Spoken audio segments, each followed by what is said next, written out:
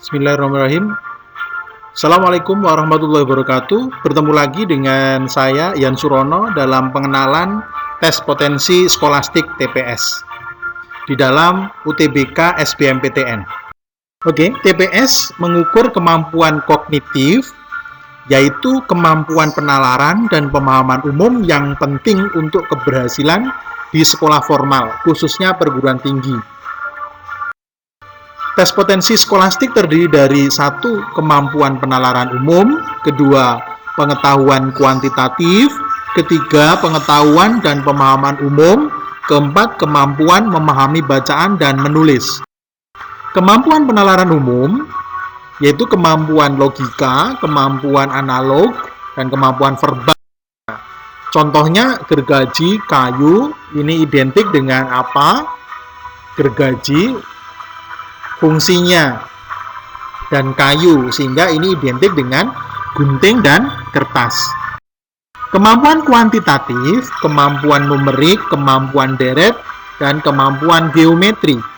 Ini adalah kuantitatif, yaitu menilai dengan angka-angka. Jadi ini kemampuan logik. Nah, ini adalah kemampuan matematis, sehingga teman-teman semuanya harus bisa memahami tentang matematisnya.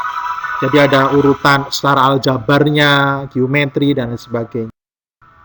Berikutnya yaitu kemampuan pengetahuan dan pengetahuan umum, yaitu kemampuan analitik.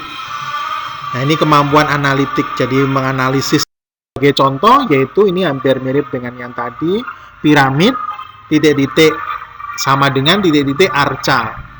Hingga ini jawabannya, teman-teman sudah pada tahu semuanya, ini sebagai pengenalan, yaitu jawabannya adalah C. Piramid untuk menyimpan mumi, tentunya candi untuk menyimpan arcanya, di dalamnya ada arca. Suara titik-titik identik dengan titik-titik padam. Sehingga jawabannya adalah E. Bisu energi. Dan seterusnya. Nomor 3, marah ledakan. Nomor 4, marah ledakan ini berarti jawabannya yaitu yang B, yaitu marah amuk. Kemudian letupan ledakan. 4, 5. Dan yang terakhir yaitu memahami bacaan dan menulis. Memahami isi bacaan, penalaran, kebahasaan. Tentunya teman-teman semuanya harus lebih giat untuk belajar, ya sering banyak membaca.